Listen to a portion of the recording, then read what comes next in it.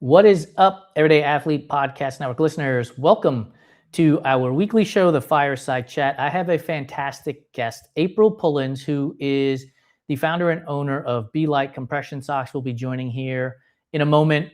I want to give you a brief intro to April because I found out about her through Melanin MVP, who is the podcast and the platform itself is run by Angela Hollowell, who you know very well from us sharing her podcasts here on our network and her being a guest on our network. Love Angela, love the conversation that April and Angela had. And so I wanted to have her on, and it's taken some time for us to connect and bring her on. And in the time, I will tell you, her posts on Instagram, there is always a smile and there's always a lesson. So make sure that you check out her platform. The Instagram page will be in the show notes, so make sure you check that out. While I have you here and before I bring her on to the show, please remember to subscribe, rate, review, and comment on this episode and the network in and of itself, because while, yes, it helps us get elevated into the algorithm on all the podcast platforms, and I want these shows to be heard, a big part of it is I love talking to you folks. Like, we have a post up right now about a San Francisco Marathon fit that's got 350 comments on it, and it's just enjoyable to have conversations. So do me a favor, comment on the podcast episode when you hear it on your favorite podcast platform, and know that I am the one who's going to be responding to you. So without any further ado, come join us in the coffee shop as April and I chat, and you can listen in on the conversation. My friend, how are you today? I'm fantastic today. For those of you who are listening on the podcast network, so you've got audio, press pause, go to YouTube, put on the video so that you can see this powerful image that is over April's right shoulder. When we were in the green room, she wanted to take it down, and I said, no, please don't take it down, because I think it lends a lot of commentary to who you are as a person. So I'm going to ask you one question, and then we're going to talk about that picture. Who is April Pullins? Such a loaded question. I It think absolutely is. when anybody asks that question, it's like, well, who am I? Where do we start? I am an educator. I'm a business owner. I'm a mom, and I'm a runner. But I think really I love people. That's the heart of who I am. Um, I like watching people. I like serving people. And yeah, that's just who I am. So, in the introduction, I said you give us a lesson and you give us a smile with every single post you put up. And I think that talks very much about what you just said about loving people and wanting to be around people and talking to people. Like, those are connected. Here's the follow up to that. The first thing you said was you're an educator, then you said entrepreneur, then you said mom, and then you said runner. And I cannot tell you how much I love that, April, because we are people who run. We aren't runners who people. And so I love the idea that you came out with I'm an educator first, and then, entrepreneur mom. It could have been mom, entrepreneur, educator, whatever combination that was, and then runner Yeah. afterwards. And so why do you think you led with those three descriptions before runner? Man, that's heavy because that is, I've been thinking about this a lot lately and I've been watching your post as well. Right now, we're in a phase in the running space. I feel that there's so many, there's excited people, right? There's excitement going on around running right now. But I also feel that there is the surface level to running. And I was that person 6 years ago when I started running where everything was about running. I had to let you know I just ran 5 miles. I had to post in every group. I had to make a name for myself that I was a runner. And I find myself currently really rejecting what I'm seeing out in social media because, like you said, I love to run, but I'm not a runner first. I'm a human and I run. And running gives me peace. It gives me the ability to grieve on the pavement. It gives me so much, and I'm so grateful for it. But I don't really like what's happening in social media right now. I'm gonna touch the third rail in a way, and I hope you're open to this conversation. We are both BIPOC athletes. You far more visible than I am. You are a black woman. I am a Puerto Rican male, and my complexion does not say Puerto Rican out of the gate. And I know that that grants me privileges Hmm. that people who have melanin in their skin are not granted. And Yes. so I wonder if our positions on we are people who run and not runners who people is driven by that based on what is happening in society as a whole today, Mhm. right? We have an occupant in the White House today who is consistently um, bashing and negatively speaking to women, Yes. especially women of color. And Yes. so I wonder if it's that we see that and we know that that's far more important than running. That if we stopped running tomorrow, life is still going to go on, but we have to end this misogyny, we have to end this racism. Like, I wonder if that's why our feelings are different than Yeah. what you're talking about seeing on the surface level of social media. It's heavy right now. Everybody can attest that this is a very uncomfortable time. It's unprecedented times. But I also, on the flip side of it, it gives us a place to go and just go la la la la la la la, right? Go vote. Right. But I cannot deal with the amount of clownish, just ruthlessness that comes across my page. So I'm gonna go run. Hmm. And no, I don't want to talk about him today. And no, I want to hear what foolish thing that happened today. So I'm going to go to run. But I absolutely agree with you. So I referenced the picture over your right shoulder, and you showed me another painting that you have in your house that you purchased recently.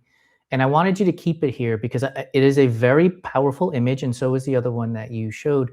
When you walked into the store to purchase whatever it was you were purchasing, I presume you weren't looking for this image.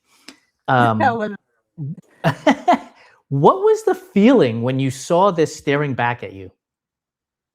oh my gosh, I have three of these, and they're three different women. One she actually looks like she is someone from Puerto Rico. She has these Okay. beautiful flowers on her headband. But each of them, when I looked at them, their eyes just told a story. And it was, I'm beautiful. It was, I'm not often seen as beautiful. There's this young lady that she comes up on my feed. She lives in China. She's a black young woman and she speaks amazing Mandarin. And she talks about how it's being black in China. And she's curvy, like black women sometimes are. And it's always a spectacle. It's always talked about. And anywhere I think a woman of color goes, there's always something. So even in the running space, I have a race that's coming up at the end of this month in Montana. Guess what I'm thinking about? How many Oh, I black can people? only imagine. Yep. Yeah. Will it be comfortable? Will I get looks? Where am I going to stay at? Is all of these things. I think we tend to forget about the walk a mile in my shoes cliche. And if somebody would be able to walk a mile in your shoes, they would understand that thinking, right? Because there are going to be hundreds, if not thousands, of people that hear this episode and say, what is she worried about? Right? It's safe. It's Montana. It's not. And you'll have to forgive me. I get really excited about this when people talk about crime in New York City as if it's, the seventh level of doom. Like, it's not crime like Manhattan is. And it's like, no, but you have to understand that April is not from that space. And if you Hmm. go to a new town or a new city or a new state, even as a white person, you are uncomfortable. I know you don't want to admit it because you Right. just don't know the space. And now you are black in this space. For sure. For sure. And I think when I have conversations with people who aren't even open, they don't see it, they don't understand it. And I get it. You don't ever have to deal with this, but listen and hear me, right? When I Right. go into a space, it is not is somebody going to try to take a gun to my head in Montana. I don't think that that's going to happen, but are people going to be welcoming to me? Am I going to, oftentimes when I go to races, I say, I collect stories. So I'm talking Yeah. to people, hey, how's it going? How long you been running? Just to kind of get past the 13 miles. And are they going to be friendly to me? Are they, all of these things. It's just something that I've lived through that I'm always acutely aware of it. So, how did you find this race in Montana, and why did you register for this race in Montana, knowing that there's, not hesitancy, but there's an added layer of Yeah. stress and anxiety that comes with a trip like this? I love going out of the state. Like, I enjoy running out of the state. My husband works for Delta, so we get the privilege of flying for free. So any opportunity that I can go anywhere, even though I have those added things being a Black woman, I'm like, I'm there. And like my brand says, I'm going to be a light, right? Even if you choose to ignore me or, you don't know how to deal with me, I'm always going to show up and I'm always going to give you what I want. And so Montana came up. It's always Facebook groups. Somebody's always talking about, oh, I ran this race and it was beautiful. And I'm like, I've never been to Montana. I hear it's beautiful. And the one reason why that I have always wanted to go to Montana, not necessarily for a race, the Kardashians No had way. for real. They had something and they were filming, and I was like, this is gorgeous. Now, adding a trail race that I don't run, that I will be running, and then elevation, I'm a little nervous about it. Yeah. I'm a But little I got nervous. it. So for those of you who are not connecting the dots yet, April, and I'm going to label you myself, and you can disagree with me if I'm wrong. You're a risk taker because you're an entrepreneur, because you're going to a place that you know nothing about, because you're running a trail that you don't ever do. Like, you're a risk taker, Yeah, right? Am I wrong? absolutely. I mean, why not? Yes. Like, how else are you? Like, here's a mantra we have in our house, and it's something that I convey to the leadership team for Run Try Bike. It's always take risks and bet on yourself. Because if you don't take a risk and bet on yourself, then all you're ever going to do is wish that you had taken the risk and bet on yourself. And And I, instead of wishing, yeah. right? So I'm going to go to the entrepreneur side here for a second because I do want to touch on the mom um, Mhm. description you gave earlier. But how long have you owned and run BeLight Compression, and what was the catalyst to get it started? It's been 4 years, and it's so wild. And I'm going to be very transparent with you. It's all me. When you start a business, our company, BeLight Compression, is a compression sock company, and we sell socks that are encouraging for people to get up and get active and get moving. So they will have something like "Keep Going" or um, "She is Strong" or something on there, so that you can look at your socks and go, "Okay, I am strong." And the catalyst was I had just started running and COVID had happened and everybody was wearing masks outside on runs. I was one of those people. And I'm out running and I wanted to show up on social media so people could look for me. So I had to be cute. So I would go to the thrift store, get t-shirts and cut them up, and then I would match socks and I would tie dye the socks. And so I would take a picture like, hey, I just ran a mile. It was really huffing and puffing. It was nothing like spectacular. I would take the picture and I'm like, maybe somebody's going to look for me and that'll help me stay consistent because I was in the middle of my marriage was failing, COVID was happening, I had lost my income, and I was just a wreck. And I said, okay, I saw other people do this before. My sister in law has run a few marathons. Maybe I can get out here and do this. So I dressed up, take the picture, and then as I started looking at my pictures, I was like, those are not great socks. I mean, they homemade, right? I'm like, okay, let me check. And I went online and there was some companies out there and I bought some of their socks and hey, I can be an affiliate. And they were like, no, we don't want you. And I was like, oh. So then I really had this internal calling to bring socks to the marketplace. I remember specifically, it was the end of 2021. I called my best friend who lives in Chicago and I have been talking it up. And I said, it is December 30th. And I am so frustrated with myself because I know I'm supposed to do something with socks and I don't know how and I don't know where to get the socks. I don't know anything about products. And she goes, just start. And I was like, okay, okay. So then I went in my laundry room and I just started fiddling around with some tie-dye stuff and I just was like, okay, I did something. I did something. And then the next year, it was December 30th, and literally in January, things just started like opening doors. Like doors just started opening. I found out the manufacturer.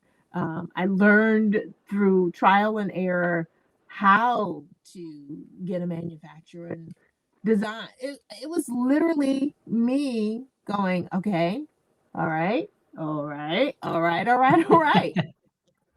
And even to this day, it's been 4 years.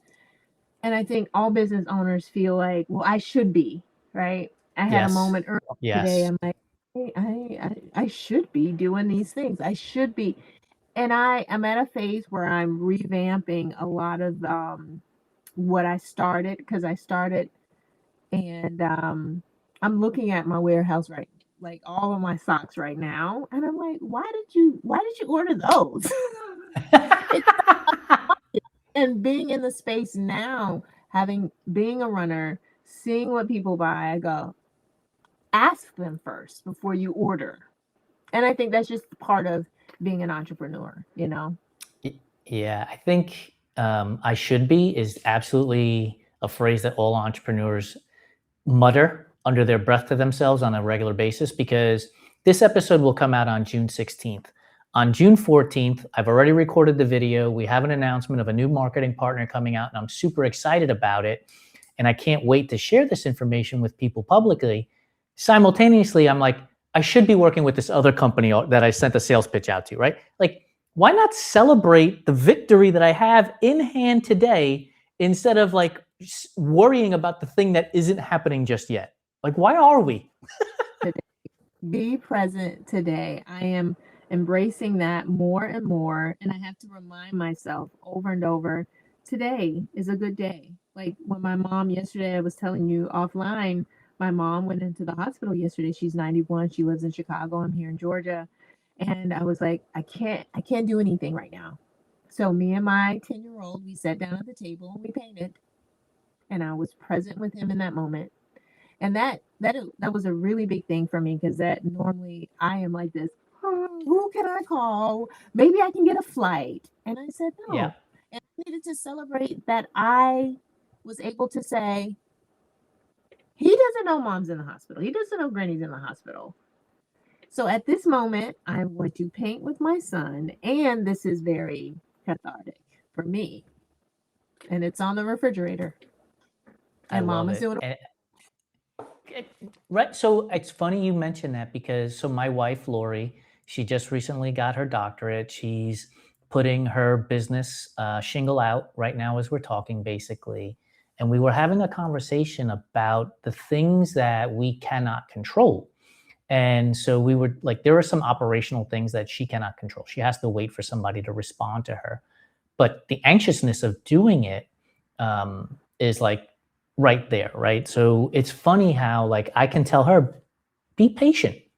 Meanwhile, inside, I'm steamrolling through my own process to try to not be patient at the same time. And I wonder if you being an educator have been able to teach yourself patience a little bit faster than those entrepreneurs who are not educators, because the belief is that speed, business moves at the speed of light.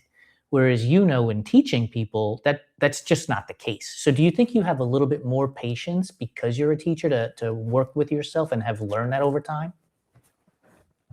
I don't think so. I love that I bring patience because I am very patient when it comes to my students. Not so much my kids. It's weird. But I think this phase of my life, I'm 47, I'll be 48.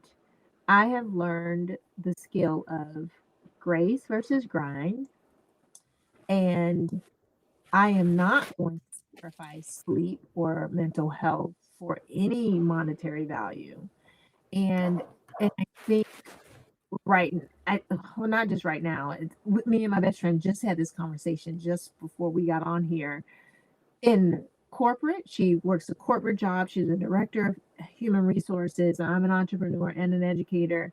There's always people going and hustling and doing, and we got to do this and we got to do this. And I'm reading this book. It's called this Resistance is Sabbath or Sabbath is Resistance, something like that, where taking the moment to be present, taking the moment to celebrate the things that we've done. Like you've run so many races, I've run a couple marathons, and it's like, what's the next marathon? Well, what's the Right. next business product? And it's like, no, I need to say, wow, April, that was amazing. You ran London.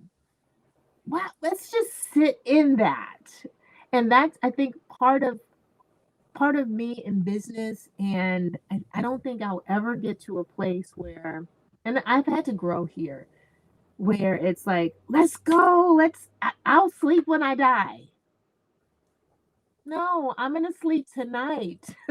Yes. Because customers are still gonna buy my socks. They're still gonna, I literally yesterday I saw somebody, they did the trifecta half marathons, the 3 marathons, and they had my socks on. And sometimes it blows my mind because I'm like, that was out of my brain. And I still need to sit in that. Because sometimes I say, is it good enough? I don't Yeah. know. And I think that goes for everybody. We're always second guessing ourselves. I, I posted a reel at an hour before we got started here today, and like the moment I'm getting ready to press publish, I'm like racking my brains of like, I hope it does well, and like honestly, like what does well even mean, dude? Like what are you measuring it against, right? Like it'll be fine. People will like it or they won't like it. It's okay. Yeah. You mentioned the sit in it and celebrate and finding the next thing to do, and you conjured up this thought in my head. I wonder if we don't appreciate our accomplishments as much today as we did yesterday, because instead of gaining perspective and looking back on what we actually did accomplish, we're already turning that page and going forward to the next thing. Yeah. As an educator and a mom, specifically the mom part of it, how do you translate that to your kid? Because you said you don't have as much patience with him as you do your students, but are you helping him to understand that the moment you are in right now is the most important moment, not the moment that might happen tomorrow, a week from now, 10 years from now? Yeah. I have 3 boys, one Okay. boy, 2 men, 28, 25, and 10. Okay. Same husband, okay? Same husband. You remarried? No, he trapped me. um, and I've parented all 3 of them very differently. This kid, we just had the conversation yesterday because he wants everything. Social media shows you the squishy ball, the new this, the new that, and he goes, I gotta have it, I gotta have it. And so we've been talking about, dude, you got like 15 plushies and 5 squishy balls, and as soon as you get them, like you play with them for a day and then it's it. And so it is a struggle because everything around him is like, you gotta have the next thing. And I'm really trying to help myself live that out instead of saying it to him, hey, baby, no, no, no, you have enough. What you have is more than enough. When it comes to birthdays and Christmas, and I say, hey, what do you want? What do you want to put on your list? And you go, you have enough. And then Right. I have to be a model for him. You know, it doesn't matter what I say. If if I'm constantly on this device and going, like, we're getting our deck done, I'm like, ooh, I could get a new couch and get rid of the one that I have. I have enough. I remember growing up, my parents weren't well off, right? We did what we had to do to get by, and I had friends that were well off in comparison. Yeah. And I remember having a conversation with one of my friends back in the day. You know, I was 13 going on 50 all my whole life. And I said to him, I said, I don't think you understand the value of a dollar. Mm, And it's because of the lessons that I was learning from my parents, right? We lived in a one-bedroom apartment at one time, and now we had a house that had 3 bedrooms. Like, I mean, it was wow. probably April was probably like 700, 800 square feet, but I had my own bedroom, right? Wow. And it was like living in a mansion all of a sudden. And so I remember having that conversation. And so what you're talking about leads me to that scenario of you have enough. And Yeah. so you're teaching the value of a dollar. And so I will relay this to running for ourselves and Mhm. ask you, when you're looking at events, not necessarily the cost or the travel involved, but the training that has to go into it, the timing of it, because you have a school year that you have to work around, you have a 10-year-old son that you mentioned that you have to work around, you have a husband who has, if he works for Delta and has a job there that he has to work around, your business you have to work around. Like, are there races that you're like, I would love to do this, but it's just not my time right now, and I'll put it on the to-do list for future and come back to it? 2026 was that year.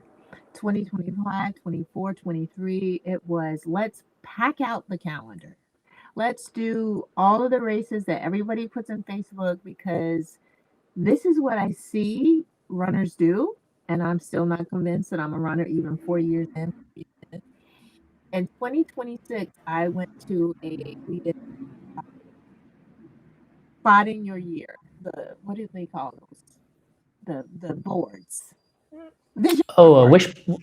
yeah. A vision party. And so it was a running party where we had a bingo card and was all of the places and things that we wanted to do in 2026. And I sat there at that restaurant and I had New York City on there. And I said, that's the only one that I want to do. I don't, there's nothing else that I want to do. And everybody else was putting all these things on there. And I was like, I'm not going to force something that right now, like, I just don't feel like I need to do. I have enough.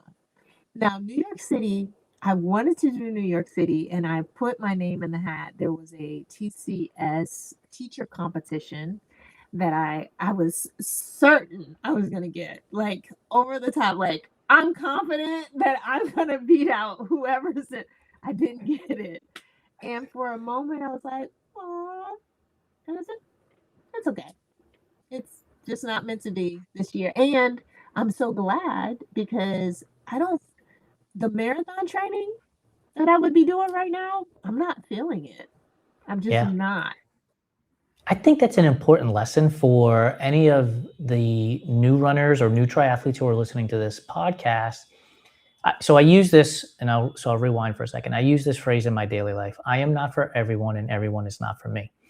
And I think it also pertains to events. Like, Yeah, I am not going to be at every event, and not every event do I need to be at. And so I think when we take that approach, I think we value that finish line even more, because yeah, that's the one we want to be at. We want to be there for ourselves. It's not for the social media post, because we're going to post about it on social media anyway, but it just means so much more, right? absolutely. I 100% agree. There are people, and I salute them, but it for me, I'm like, there's no way every Saturday I could run a 5K. There's no way every weekend. And then sometimes there's a Sunday event. And I feel, and this is for new triathletes or new runners, you have enough. And you don't need to prove anything to anyone on social media, off social media, and even to yourself. I think people try to prove that I am better than I was last year at this 5K. For what? You were younger. Right. Situation. I mean, maybe you had a kid and, now the kid is a year old. Everything is different. Yeah. So why are we, for me, I like to be the voice of reason to friends and people in the space that are brand new and say, you have enough. If you do want to do it, fantastic. Like people ask me, how do you know when you're ready for a marathon? How do you, like, what is it that I think you'll know, but make Yeah, sure you you're will. not listening to all of the other noise telling you have to run a marathon. Because some people, you don't ever, ever, ever have to do 26.2 miles and Mm-mm. think you're. When I first started this company, we had a gentleman who is a cyclist, and I asked him if it would be okay if I interviewed him, and he said, "But I don't race." And I said, "I don't Mm, care. Like, like, cool that you don't race. Like, I don't care. But you get on your bike on a very consistent basis." He was riding 4 to 5 days a week, and he was riding wow. 20, 30 miles a day. Like he's putting in time in the saddle. And so I'm interested in your story for that reason. And I say this and I bring this up because no, you don't ever have to run a marathon to be considered a runner. You don't have to do an ultra. You don't have to run 250 miles. Like people are going to say, but Jason, you do. Yeah, because I like that. Like Yeah. I love the 100-mile distance and I love the multi-day events. Like I love doing that. I hated marathons after my last one in 2014, so much so that I never ran another one until this year. It took me 12 years to run a standalone Well, marathon because I absolutely hated the training. mm, I ran 8 100 milers. I ran a 250 miler. I ran 8 Ironman events between my last marathon and this marathon. I hated the training, right? yeah. The idea of going 0 to 60 and holding it for 26, like I just despised it. And so I just never went back to it. Didn't make me less of a runner, right? Like nobody sitting here listening to this episode or watching me is like, that dude's not a runner. He didn't run a marathon for 12 years. No, I did all these other things. Like, and 100 it's miles. okay. Yeah. Yeah. It's wild how we get caught up in that. And I think it goes back to what you said earlier about the I shoulda when it comes to being an entrepreneur, right? And we do this comparison thing to ourselves, to others constantly. Yeah. That it's a detriment to our progress. It It is is. an absolute right. Like Yeah. so you are not running a marathon this year then. No. No, I'm not. So you have the half marathon in Montana coming up, I have and that in then Montana. And then I have the Peachtree, which is a traditional race that I run every year here in Georgia in the 4th. And then we have, I think, I don't have anything until I go out to the trail. No, I have Charlotte. I have a Charlotte half in the fall. And then I go do my first time trail run out in Colorado that I'm so so is about. oh so wait a minute. So you have a Montana? Is Montana a trail race? No, Montana is Okay, Missoula on the pavement. Yeah. on the road. So you have 2 road half marathons and a trail. Is it a half marathon in Colorado? In no, it's 18 miles. So 18 what is miles. that? Yeah, 30 30K. kilometers. 30K. 30. Yeah. It's That's exciting. exciting. And then I think I've got little things that I throw in there when I'm like, okay, yeah, sure. Yeah. Yeah. But yeah, it's been real light this year. But that's it. Like that's it. To me, that's exciting to be able Yeah. to say, I'm going to be running in Missoula. I'm going to be running in Colorado. I'm going to be running in Georgia at this thing that I always do. And then obviously in Charlotte as well that you mentioned. Like, I think that's really exciting as opposed to Well, I can't tell you all the races because I don't remember the ones I'm registered for because I'm doing it every other week, right? What do you gain when you go to a race? What do you gain when you go to a race? You registered for 15 races. You get there and it's all about pace. It's all about PRing. Like I see why leave your state? You know what I mean? Like if I'm leaving Georgia to go to Montana, you better believe I'm gonna be looking around. I'm gonna be stopping for some pictures. I'm gonna dance. I'm gonna talk to some people. It's gonna be a good time. Yeah, because I think about this a lot, right? When I get older, because I want to be doing this stuff in my 60s and 70s and 80s, I want to be able to talk about the event that I was at and the people that were I met along the way, as opposed to, well, you'll have to go to run sign up to look at my results, or you'll have to go to Untrol sign up because I don't remember what I did. Imagine.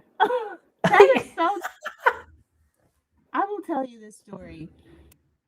When I started running, we were training for whatever we were training for. It was COVID, and I'm just following along people in Facebook groups. So if Black Girls Run, we're doing something, I'm doing it too. And the group said, you know, guys, we should register for the Chicago Marathon. I'm like, that's my city. I'm born and raised. Yeah, had no idea what it was to train for a marathon. I knew what a marathon was, but had no idea. So I end up training with these ladies. One of the ladies, very quiet, soft spoken. She's running and she's consistent. We get to, I think it was around 18 miles training week, and I'm running with her. We're running a race. She veers off the course, which is very weird. And that day I found out that she had a brain tumor, and she had always had a brain tumor. hmm Never mentioned it. She had been running consistently. She had been putting in the training, and something happened where that tumor was sitting on something, and it just caused her to get delirious. Well, after Chicago, we finished Chicago, she finished, she started deteriorating, and she eventually passed. And she was not a big talker. And I remember going to visit her as she got worse and she couldn't speak, and sitting by her bedside. And that's what I remember. Yeah. Not not that, wow, yes, Chicago was amazing. But I got a chance to train with this woman who, and she was brilliant. I didn't know until the funeral that she had graduated at 15, that she was this big time corporate leader. She never talked about any of this. It was all about running and how running brought her peace and how she wanted to run until she knew she was dying. We didn't know. And to be able to have the honor of training with her for her last marathon and then to go sit with her, I brought her a picture of us and she smiled. She goes, oh, because that's all she could say at that time. Yeah. That is what I feel like I wish everybody can get, from running. Running is not just Well, PRs and times. here's the thing. If you had tried to tell me that story and she was fine and didn't get sick and didn't pass, and you were like, well, we ran this marathon and what, I'm going to make a number up in 5 hours, and our pace was X and the sun was shining, it would sound like every other running story. Yeah. But you have a story that circles running, and it's far more impactful to me. So now the next time I have somebody on this podcast or I'm talking to them in public out where in open spaces, and they bring something up, I'm gonna be like, I have a story for you. April Pullins was on my podcast and she told me this story about how she ran with this, right? Like that's what we should have in life. Like we should be taking the stories that we hear from each other and sharing that, as opposed to, well, I ran and it was a 9:30 pace and I finished in 4.5 hours and I got my medal. And it's like, cool, bruh. Next. Right. For you. Absolutely. Give me more. I want more. Yeah. Like one of my girlfriends, she just ran the 7 continents. And I'm like, that's so amazing. Don't want to do that. Maybe. I think I would rather do that than the 50 states. 7 So I'm going to put you on continents? the spot. Okay, okay. What continent would you want to run the most? Let's say you couldn't do all 7. You could only do one. What's one Oh, that you would want to do the most? that's so hard. Okay, I'll tell you, I feel obligated that I should say Africa, but I think I would want to do Antarctica. Ooh, that's interesting. I Why? know. Well, one, the girl, my friend, she ran it and it was really hard. And then she did a cold plunge in the ocean. And I was Excuse like, me? no, I know. Um, and I'm a risk taker, and I Yeah. think that's different. You Antarctica is see? like runs in Antarctica. And this is why you talk to people, because my first thought for myself was Europe, because recency bias. Lori and I were just in Switzerland, and I ran the streets of Paris, and I absolutely fell in love with Paris. And I was like, oh, the Paris Marathon, Europe, that would be easy, right? But then you said Africa, and I was like, oh, shoot, man, like Africa would be amazing. I would go to Ethiopia. Ethiopian food is one of my favorite cuisines. So give me whatever Ethiopian marathon there is or whatever there is there, just so I can go eat the cuisine before and after the race.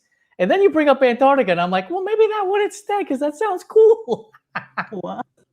I know. It's just like, man, I definitely want to do Paris. I want to. That's one of my most favorite places to go. The architecture, everything about Paris. Everything. Um, I took French when I was in high school, and I thought we were gonna go. Me and my best friend were gonna marry some Parisian man. That never happened. So this thing with Paris.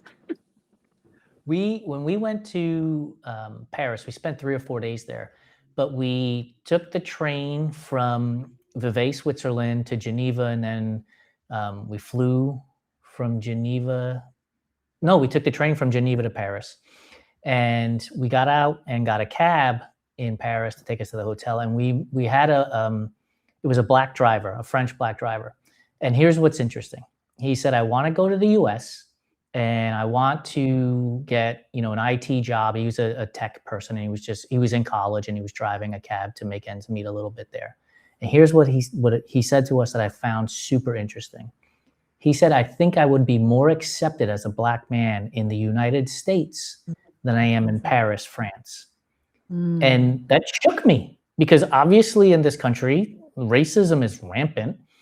And it shook me, and it made me realize, like, there are other people dealing with all kinds of stuff all across this globe that we know nothing about. yeah. Um, and he was such a gracious young man. Look, he may have been running up the tab on the cab for all I know, but he would drive us to, like, by the Louvre, and he's like, you got to stop here. And then he would take us and he's like, as we're making our way through the streets of Paris to get to the cab. But he was such a great educator in Yeah. teaching us about Paris in that short cab ride. But it did wake me up to the realities of the world, which is other people are living lives that you know Yeah. nothing about, and you need to talk to them so you can learn what it's like, so that you can be a better person for humans on this planet. And honestly, like, that's the feeling I get from you. Yeah. Like talking to you, you've put a smile on my face today. I said earlier in the intro, like, when I see your posts, they always make me smile every single time. And they also always make me think, because you post cerebrally, not not influencer Yeah. style, right? Like I really have, sometimes I really have trouble with that.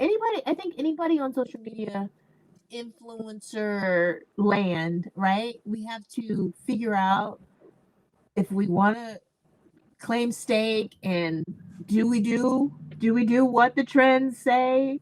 You know what I mean? I have this yeah. conversation all the time, but no, I'm like, I'm gonna put out what I Well, think is best. and here's what the thing is, I think it's really difficult, because I face it too, is we're entrepreneurs. So we're trying to grow our businesses, and tips and tricks will tell you do the trend, right? That's going to get you exposure and it's going to do this, all these things for you. But if it doesn't feel natural, it's going to come off that way. I'm not. When I was doing some of my stuff for teaching, it was so much fun. I was like, okay, I have to figure out a way to apply this to business because I was having fun and I didn't mind it. All the other stuff that I'm like, I don't want to do that. And I know this is what they say works and gets the views. And yes, I want an audience, but I don't want to do that. And I want to be authentic for my customers. So. And I would say this, without having done a survey of all your customers, I would guess that they would say that what they see on social media is what they're getting in the product that comes to them. Because you're designing these, you're making these decisions, you're working with a manufacturer to produce them in all of these different sizes and all of these different things. So there is a piece of you that goes out in every package to your customer, correct? So easy to say, well, this trend is working with Pilates socks, or you know what I mean? This one is really hot right now. I refuse. I'm not chasing a trend. I'm not chasing money. I want people to enjoy wearing my socks, to feel like they're stronger in my socks. I want them to go like they do. They go to races and they wear them. They take pictures. They send them to me. Like, dude, that's awesome. That's cool. Now and the socks are compression socks, so they're unisex. They're not just for women, correct?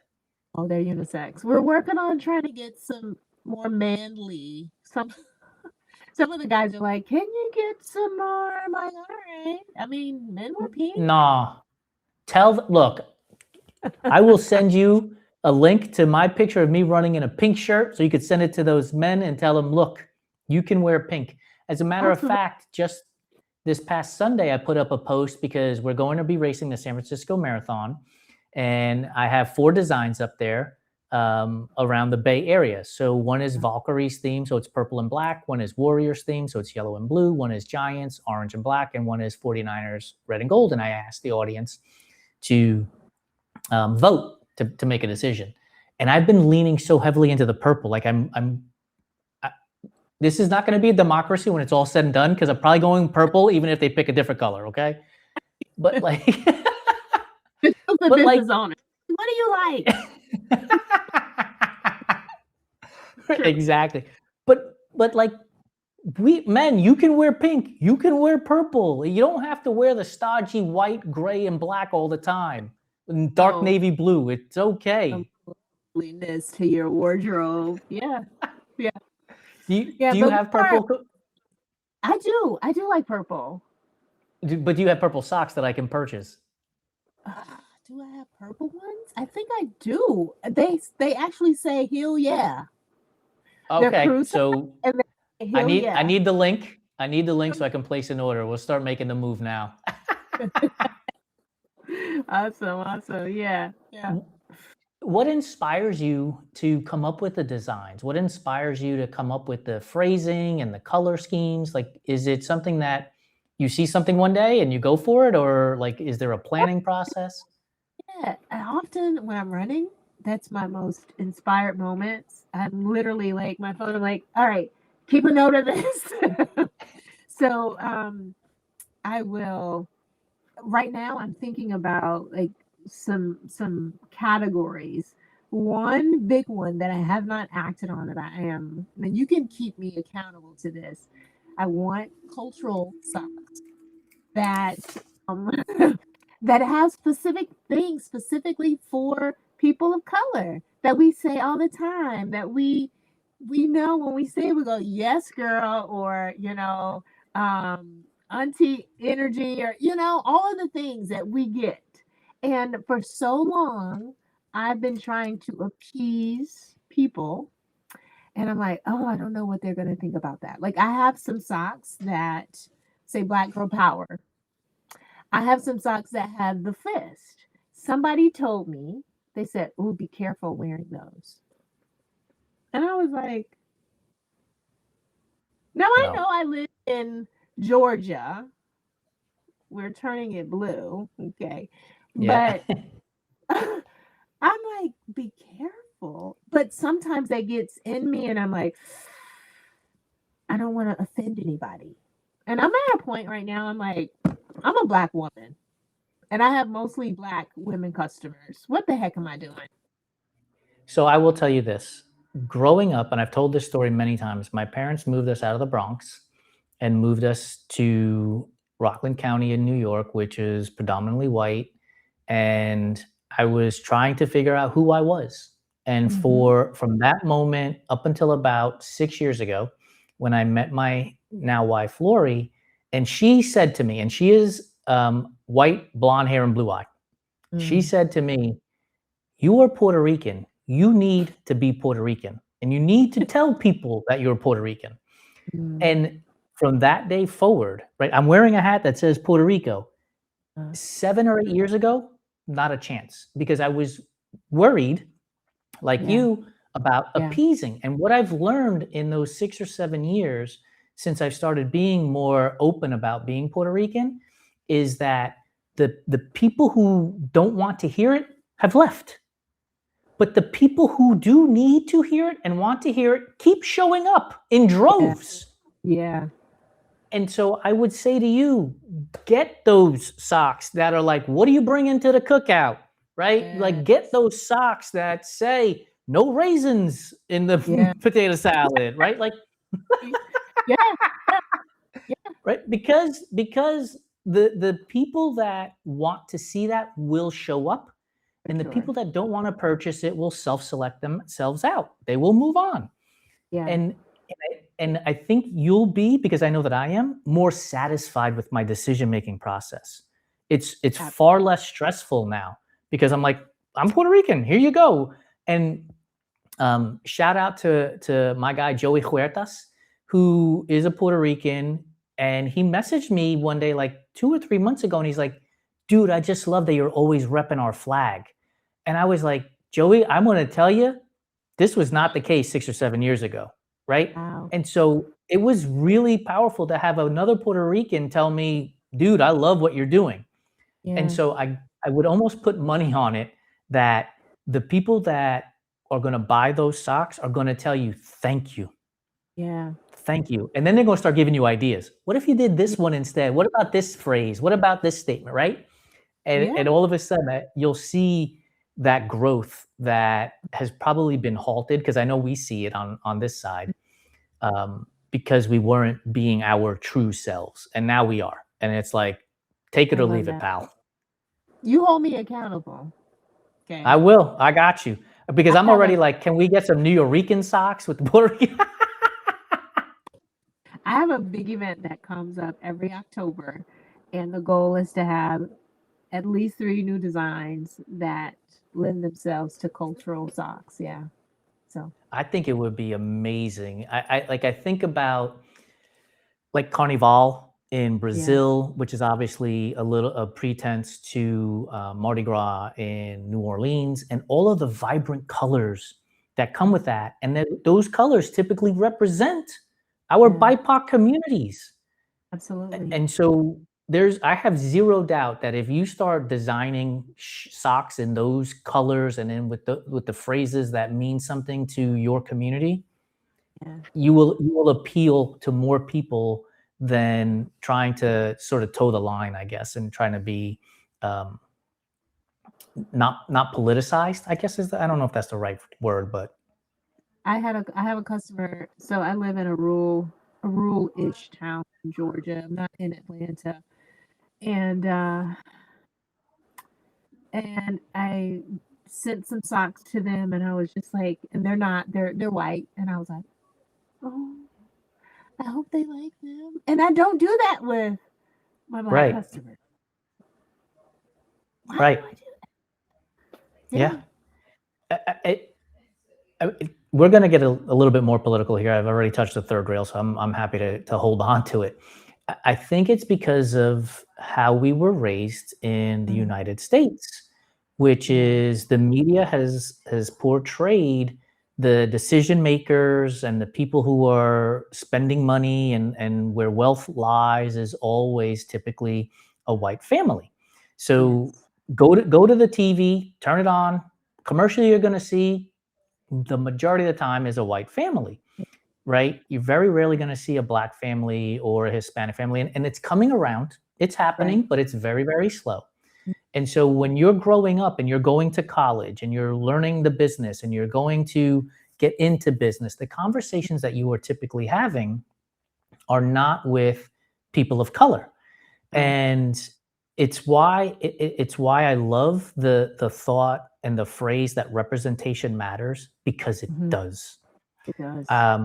I had a gentleman by the name of Robert Anthony on our podcast like 3 or 4 years ago.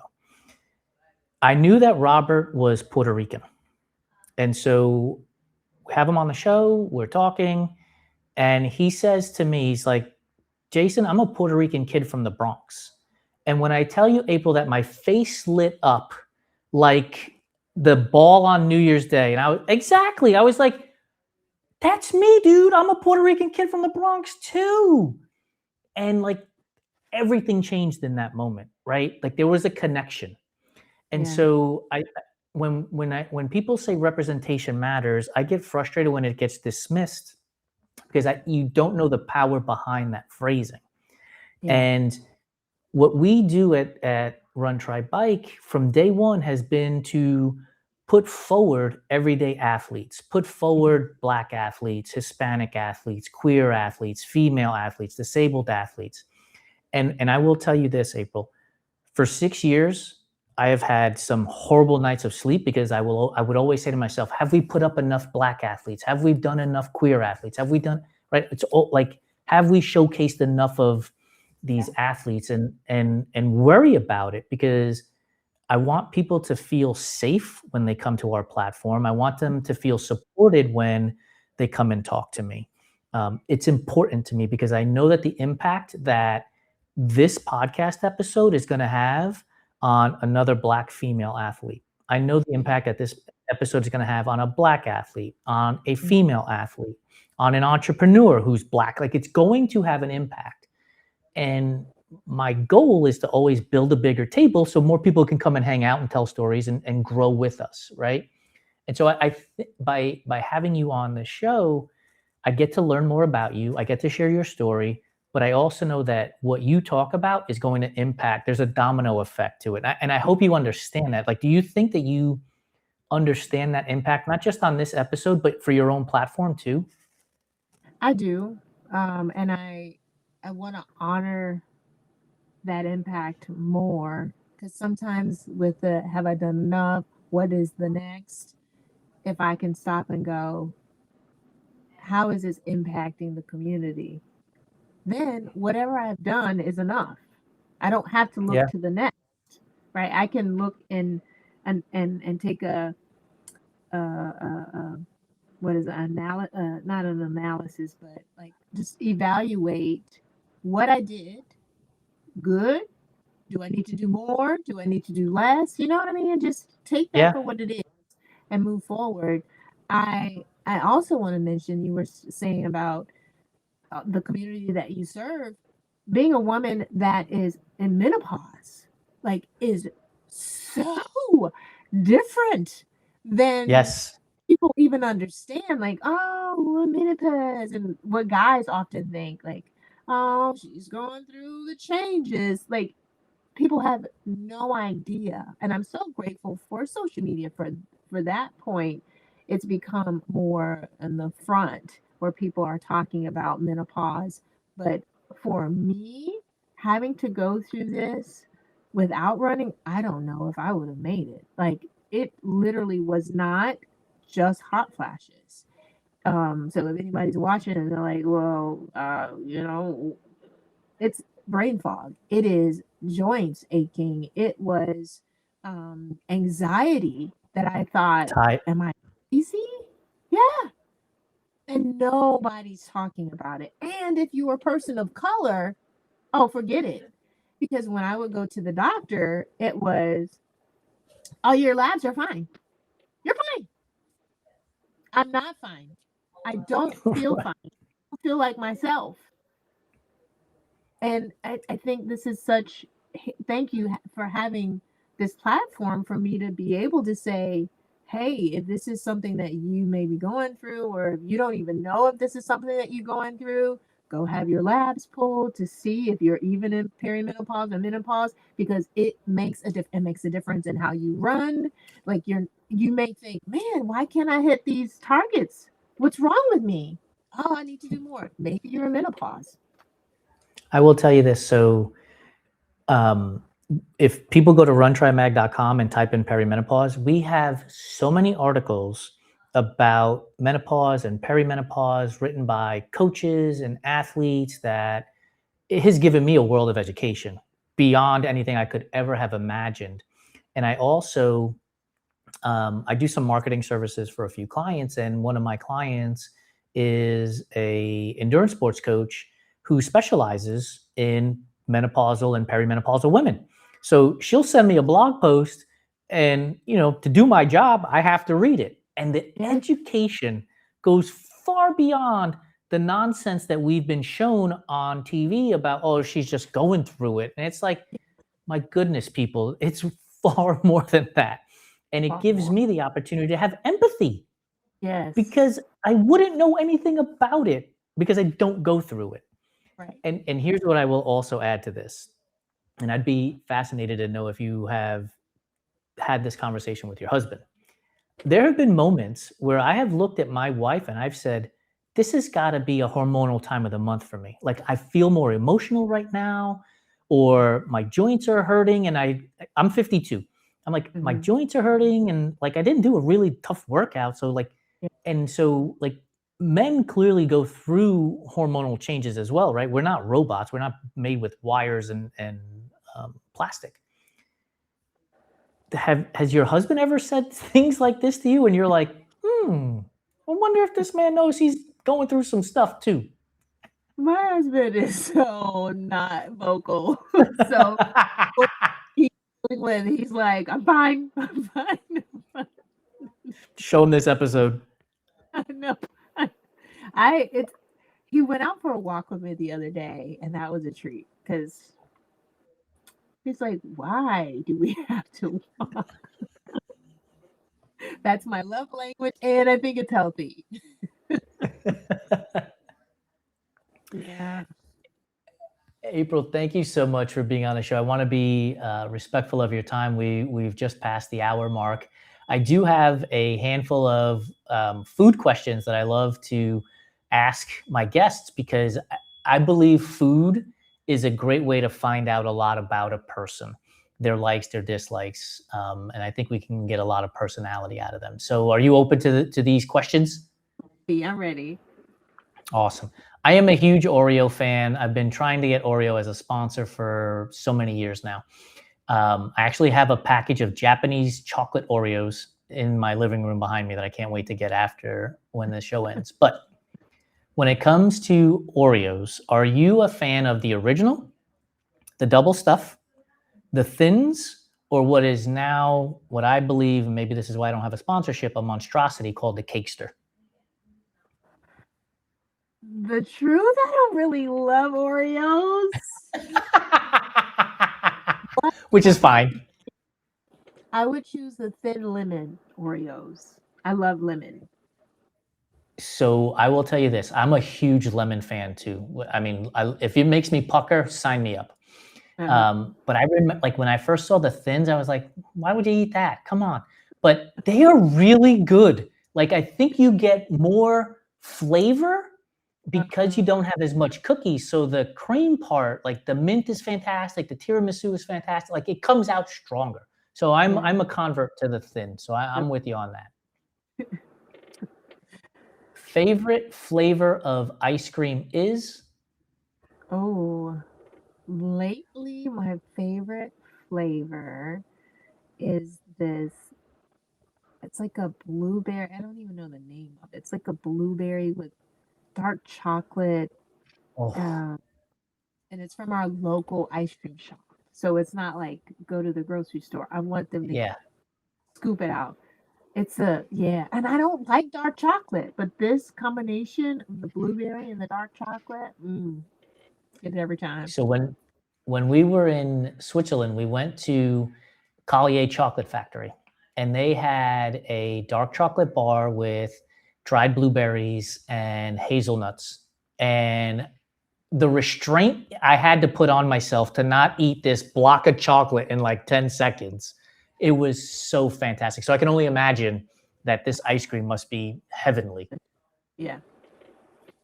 Favorite flavor of pie, favorite type of pie? I like a good sweet potato pie. Do not give me pumpkin pie. You are not invited if you bring a pumpkin pie. Sweet potato pie all day. All year round or just around the holidays? Oh, all year round. Now, other people might say just Thanksgiving. Nope. If I find one in the grocery, I don't cook. So normally I would cook it if I find it in the grocery store, like Patty LaBelle has this patty pies, these tiny ones. Yeah. Favorite type of non-chocolate candy is? Twizzlers. They've been my fuel too on my runs. Better than red vines? Oh, I love red vines. Red vines are soft. Yes. I love them both. I think for different reasons. When we were at the Pittsburgh Marathon, they handed me like the small packet Twizzlers, and I was like, "Oh, cool! I need something." And it was like chewing rocks. I was like, "I can't, like, who's doing this?" I had to like. They've been open for 2 days. Yeah, no, that's when you needed the right things. Your favorite chocolate candy is? I love all things chocolate, so probably a white chocolate candy bar. Oh, maybe okay, white chocolate Reese's. Yeah. Oh, that's good. That's a good call. I'm down with that. You don't cook, you said, but when you get invited to the cookout, what are you bringing? Even if you got to go to the grocery store, what are you bringing? Cook some things though. Okay. Okay. So I can bring the mac and cheese, lasagna, All right. pancakes. I want to see your face when I tell you this. I told you I'm 52 years old. I have Mhm. never had macaroni and cheese in my life. Why? Why? I will tell you why. As a kid, my mother would serve us pasta, red sauce, with Okay. a glass of milk. And that combination just always didn't work for me. And so as I've gotten older, when I have seen like dairy in pasta, I've always been like, no, I'm not doing it. And I know they're totally different things. They're not even close to being the same. I eat pizza, which has cheese and red sauce. Like I got it. It's weird. But that visual, that connection in my brain from being like a 6-year-old being forced to drink a glass of milk and eat spaghetti has never left. Well, can you at least try maybe one I'll do my day? best. I'll do my best. Maybe if I come to the Peachtree Road races, we can hang out and I can take a spoonful of the macaroni and So cheese. it's like my son, "Mom, you have to eat some of these eggs." I'm like, "I don't like eggs." He goes, "Just please. If you don't try it, you'll never know." I'm like, "I know. I don't." You mentioned pancakes. How are you dressing up your pancakes? Straight syrup, chocolate chips? What are you doing? Blueberries, chocolate chips, and if I'm in Hawaii, you better give me those Hawaiian pancakes with the coconut and Macad- the macadamia apple. nuts? Oh my God. So good. So yeah. This is a non. Well, I'll make it a food question. Best meal you have ever eaten while traveling? I would say Greece. And it's weird because I'm not a foodie. Greece, the salads, the I the salads are unworldly. They don't compare to any iceberg lettuce here. I guess that's why I don't really like salads here. Oh my gosh, it's a full meal in Greece. Yeah. And I'll say the lasagna in Florence. Whew. Oh my god, amazing. That's awesome. Okay, last one for you. A tray of brownies. You said you love chocolate, so this should be a good question. A tray of brownies has come out of the oven. It has sat on the counter long enough that you can cut it without making a total mess of it. Where are you going? Corner piece, edge piece, or middle for the ooey gooey? Give me the corner piece with some vanilla ice cream. Okay, Yeah. straight up. Are you a person who puts nuts on their brownies or no nuts? Yep, give me the nuts. Yeah. Nuts, ice cream, vanilla, specifically vanilla ice cream. Yeah. Yeah. For the brownie. Yeah, for the brownie. Otherwise, I'm not a vanilla ice cream person. But for the brownie, yeah. But that combo is so good. Yeah. It's class. It's like your Sunday. Yes, Gotta have 100%. April, thank you so much for joining us. We'll put your Instagram page and your company's Instagram page on the show notes. And you owe me a link so I can buy the purple socks for my outfit for the San Francisco Marathon. Thank you so much for joining me. Thank you, Jason. It was fun. We'll see you. For those of you that hung around with April and I for the last hour or so, thank you so much. I really appreciate it. Make sure you check out her compression socks, BeLight Compression. It's in the show notes on Instagram. Will be there. And don't forget to subscribe, rate, and review the Everyday Athlete Podcast Network, wherever you get your podcasts, as well as on YouTube. Come back next week where we'll have another great guest with another fun conversation, and we'll figure out when they're traveling, what's the best meal that they've eaten in that country. Have a great one, everybody.